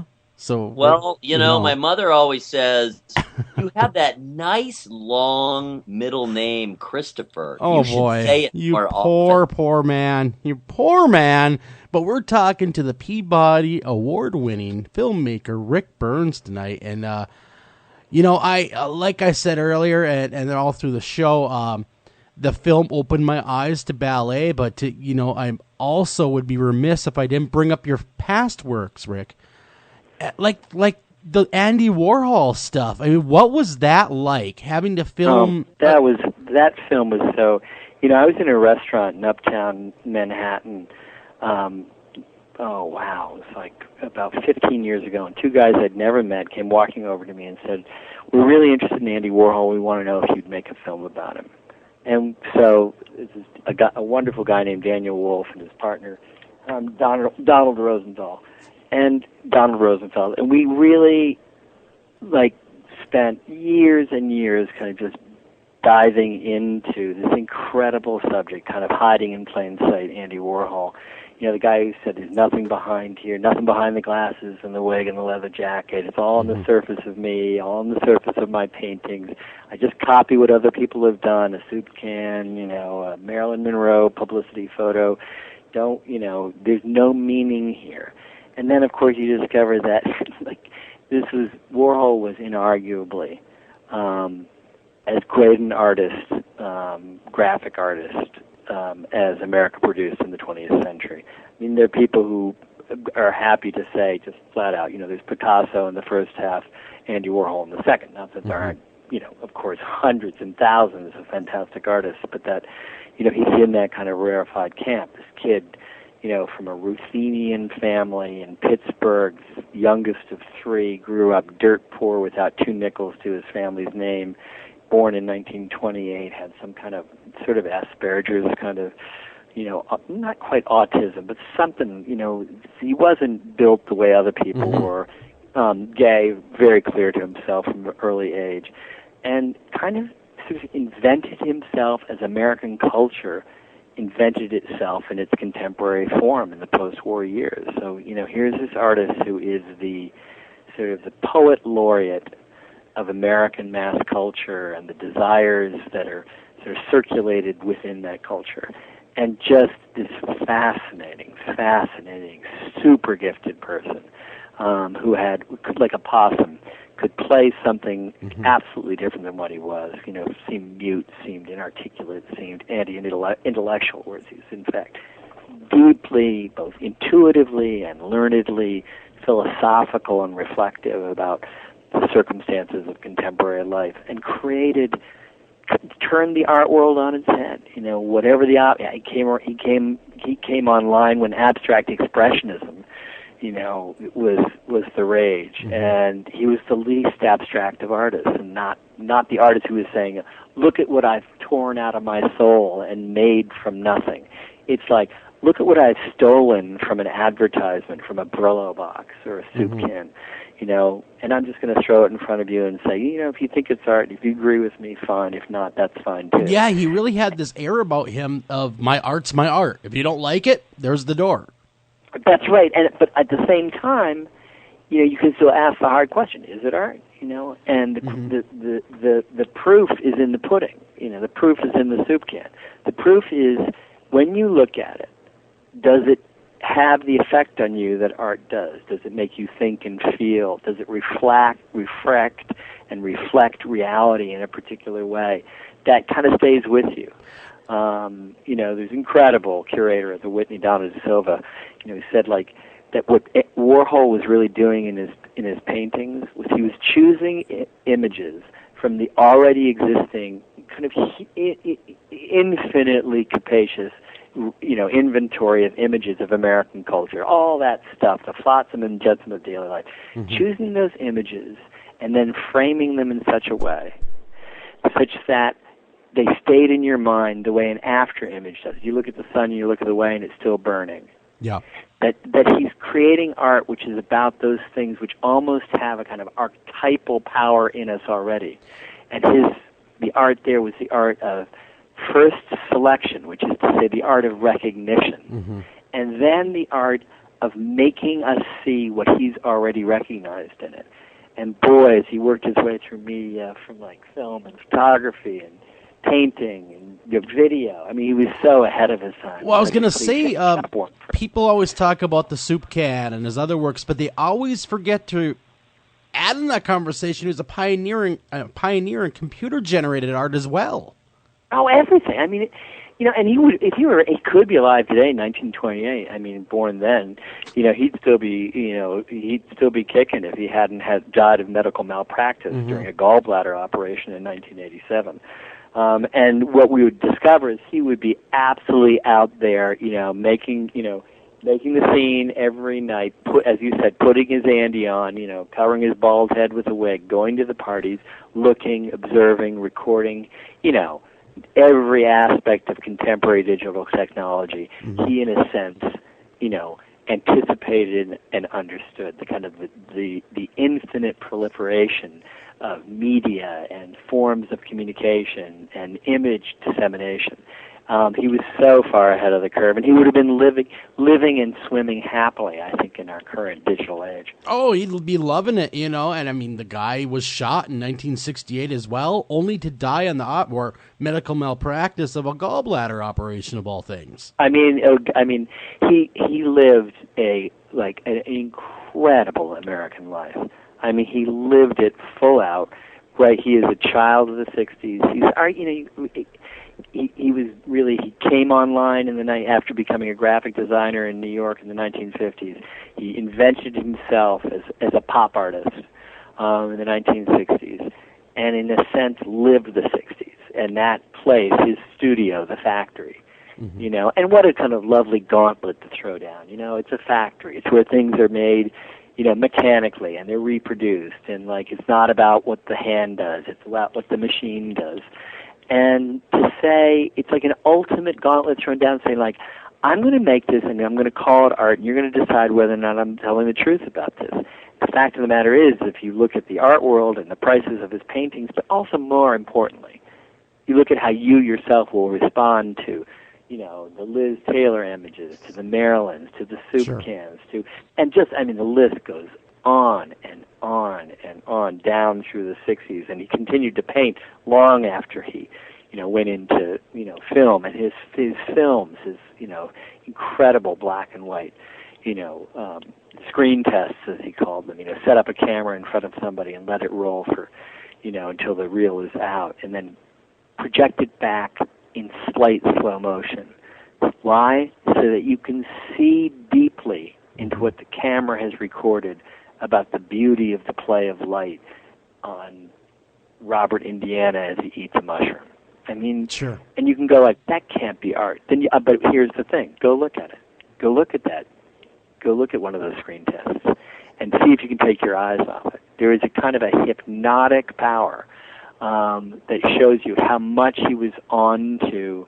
He always used to say, "Art's everywhere. It's all around us," which sounds like one of those sort of banal things somebody could say, but he meant it. You'd sit there kind of looking at the gleam of light reflected in your eyeball like some kind of rapt idiot savant, and then show it to you on film, and you'd sit there and look at it like the same rapt idiot savant. So Andy Warhol saw things. He saw things really, really deeply. Andy Warhol. And he also liked the Velvet Underground.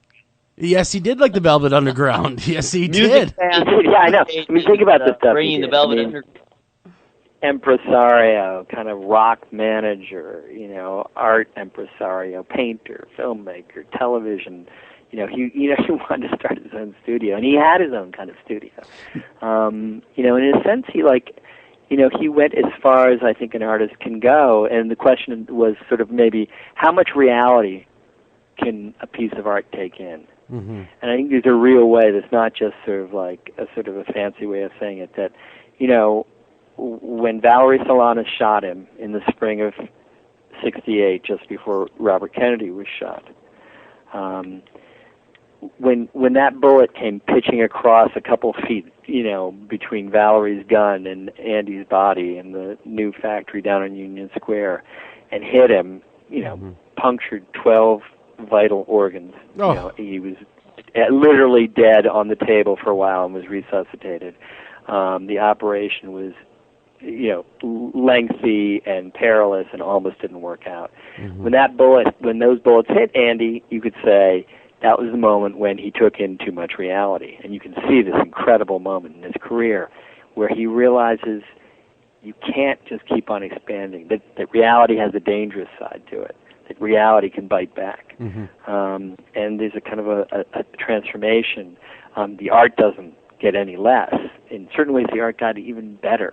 But Andy turned inward, as who would not, after the assassination attempt. It was in some funny way. I mean, people who knew him said, in a funny way, he did die and come back.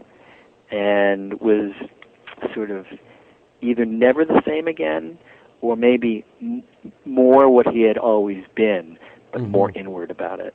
I mean, what an extraordinary thing. In a sense, if The Factory was a kind of a real-life work of art, Andy himself was his own greatest work of art in the way he made his own career, made himself up cosmetically every day. So the costume that he put on, as he put it, putting his Andy on every morning.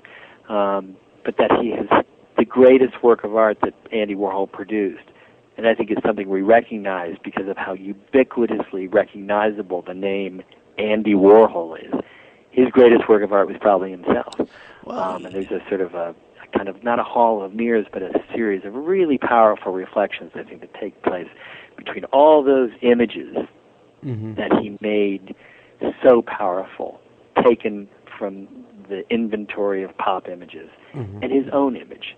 And they all kind of speak to each other in this really, to me, haunting gallery, which is Andy Warhol. And Andy Warhol was also a visionary because, full disclosure here, he was openly gay, wasn't he? He was openly gay about it. He was. You know what I mean? And back then, that was unheard of. That was like, oh my God, you're actually saying you're gay. Oh, absolutely. I mean, he was there. And what I love about how openly gay he was is everybody knew and nobody really, it was like, it was known, but it wasn't like an open secret known. It was more like, of course he's gay. But, it just was not, the radicalism, he was really out in front. He just was, in a completely unreconstructed way, himself. And there was no question he was going to be himself. But it kind of cracked the door open a little bit for gay rights as well, though, as we went on. Absolutely. In a very big way, and not just for gay rights, for a certain kind of, the sexual revolution is going on, as well as the civil rights movement and the women's movement and the nascent gay rights movement. And there's a way in which there's a kind of like openness about what it is to have a body and what bodies do that's like shocking in its frankness. But so much, there's something liberating about it. It's just, this is what they are. Bodies do this. We eat, we sleep, we make love, we defecate. This is what it is to be human. There's a kind of, sometimes Andy Warhol, in the least likely way, reminds me of James Joyce. Everything in the universe is part of the human endowment. You just let it all hang out, and that's the way he was. And at the same time had a real reticence. And even though he could stand, 1 millimeter away from almost anything that was human, he was always a little detached from it as well in this way, which does remind one of kind of the Asperger's child, that way of kind of like being alone in a crowd and being able to always have a little perimeter around you of protection, even as you stand on the edge. And there was that, people who knew him, as I certainly didn't, and only came to know him after his death, knew that there was this kind of, that kind of doubleness to Andy. He was both totally there and kind of completely elusive at the same time, which could be maddening. Yeah, and make people wonder, was he heartless? Was he irresponsible to friends who were in trouble? In a way, he was kind of a radical Democrat. He knew what he couldn't do to help someone. And he had made no false pretenses about, being his brother's keeper, knowing that, brothers are not there to be kept. You couldn't keep them if you tried. And that, too, is a part of this kind of really astonishing, radical frankness that was part of who he was. And why it was also true when he said, it's all on the surface. That both was a kind of an artful dodge, but it was also true. He meant on our surfaces. There's so much about who we are. Oh, sure. How we pose, what we look, what we're expressing, what we're hiding. And he was a master of that combination of camouflage, sort of revelation, camouflage on top of revelation, things that are hidden in what is being expressed. He understood that kind of intrinsic, helpless duplicity of human reality, which is both is and isn't what it seems to be at any given moment. He's a master of that, which is why he was either always as sincere as an idiot savant or the most ironic philosopher of all time, and maybe he showed you there might not be much of a difference between those two worlds. Do you think that he ever let anyone truly get close to him, though? I think that was really tough. He was close to his family, close to his brothers, spoke with them, had, close friends, had that kind of, constant sort of contact with people. But there is, I think, that sense of somebody who was always alone, as I said before, in a crowd. A strong sense of that. And you could see that he was attracted to images and aspects of, of our shared mass culture, which showed that as well, the way in which we are kind of never alone and always alone. Because I think at some deep level he felt himself both never to be alone and always alone. Mm-hmm. And in that, he might have been, you could say, well, maybe that's an expression of Andy's oddness, but it may well also be the expression of something he shares with each and every one of us, that kind of funny way in which we can't get away from the rest of the world if we tried. And there's something irreducibly opaque and interior about all of us, which will never be disclosed. Nobody's ever going to see it or feel it the way we do, even if, we all use the same words, mm-hmm. or we all, worship the same celebrity icons, or all, like Campbell's soup, although some of us like, vegetable soup, and others like black bean soup, but we're all liking that red and white can. Mm-hmm. There's that kind of play of difference and sameness that I think he understood intuitively, had something basic to say about the human condition. And I think he was that kind of artist too, who would hate to talk about it in these terms, and sort of sneered at the kind of pretension of the sort of language I'm spouting. But I think he felt it really, really deeply, and the people who know his work best, can be very, very eloquent about kind of how incredibly deep this guy was, all sort of artlessly, or seemingly artlessly, just kind of like shrugging his shoulder and saying, yeah, that's what I do, Why do you make your art about what you do? Sure. Why do you, use images from advertising? Well, because it's easier to do it that way. It gives me something to do. Rick, it's really kind of hard to believe that there's only 8 minutes left in the show. This one is zipped along. There were a couple other things I wanted to get to. I'm real interested to hear just any real quick hits on these two other films you have coming out this year, the Disabled Veterans in American History and The Pilgrims. And then I'm wondering, throughout all of your work, which stretches back to the Civil War in 1990, do you yourself see a common thread throughout your work?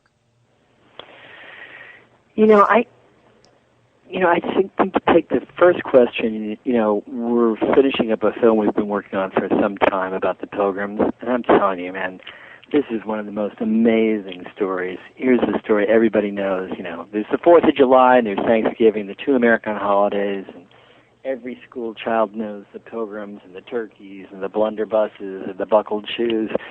And these people that we know are technically English, but we consider them instant Americans because they came here and they were looking for freedom and they were God-fearing and they went through so much, but they survived and they started who we are.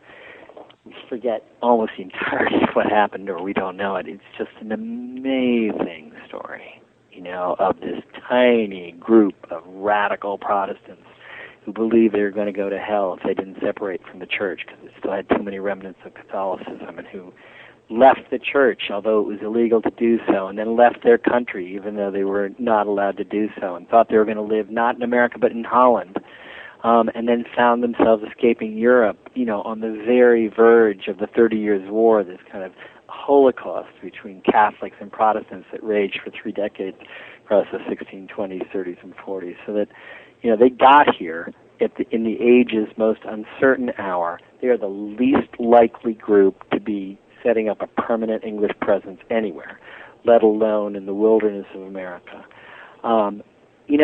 In the first 3 months they were here, they get here in November 1620, 102 of them, not including the 30-odd sailors who'd come on Christopher Jones's ship, the Mayflower. In the next 3 months, their first 3 months, half of them died. Half of them died? What does that mean? Every family lost a wife, every family lost a father, every family lost children. 5 whole families just totally obliterated. And that's not happening in London. That's not happening, in Bristol. That's happening in a tiny little community that's managed to only build 5 structures for itself before the New England winter in the middle of the Little Ice Age is set on. What was that like? What was that like to have to build their whole world from the ground up? How did that change them? What had actually motivated them to put themselves in that kind of perilous position? Again, they're not soldiers of fortune. They're not missionaries. They're 102 men, women, and children. They're like families, little kids, moms, 3 expectant mothers. It's just an astonishing story, and what they went through was so huge, they had no reason to expect they could survive. They survived only by a combination of luck, enormous religious faith, the help of some of the Native Americans who were in their immediate vicinity. There was a savagery in their interactions, which we never find out about. We don't know when we think, we celebrate Thanksgiving. We don't remember the head of Winnewamet, the Massachusetts chieftain, flying for years above the meeting house, the common house at Plymouth. Miles Standish had cut off the head in a preemptive strike of one of these 7 warriors they had killed.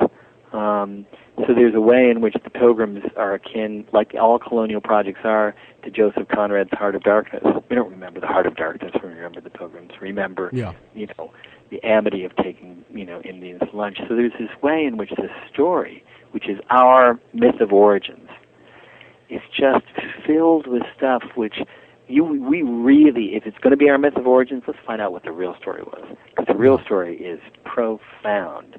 And at the heart of it is this incredible character, William Bradford, an orphan boy from Yorkshire, who became their governor when John Carver, their first one, keeled over in his corn patch, in their first bleak spring in 1621, and served as governor essentially for the rest of his time there, and sat down when they finally figured out how to make a go of it after 10 hard scrabble years, sat down and wrote the first wonderful, great work of American literature, his account of what they were doing, of Plymouth Plantation, one of the really extraordinary works of history and literature.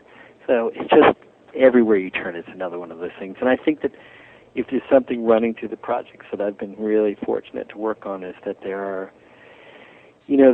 subjects, there are moments, sometimes they're personalities, sometimes they're events, sometimes they're developments, sometimes they're wars, that really, really transform things. They can be a poet like Walt Whitman, or they can be a city like New York, or they can be a moment in 1846-47 where the whole future of America hangs in the balance, and right in the middle of it, the Donner Party just try to walk to heaven, walk to the paradise of California, and walk straight into the teeth of hell.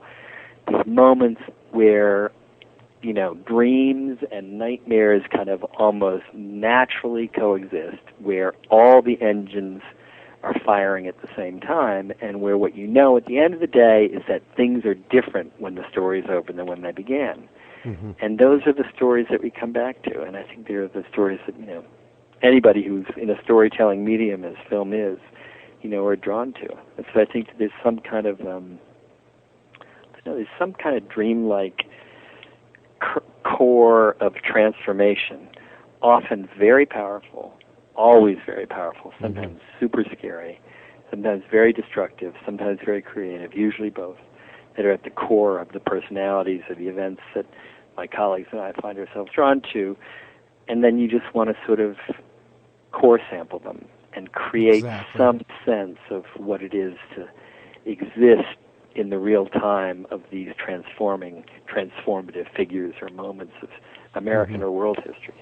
It's just, it's endlessly, to me, inexhaustibly fun work to do.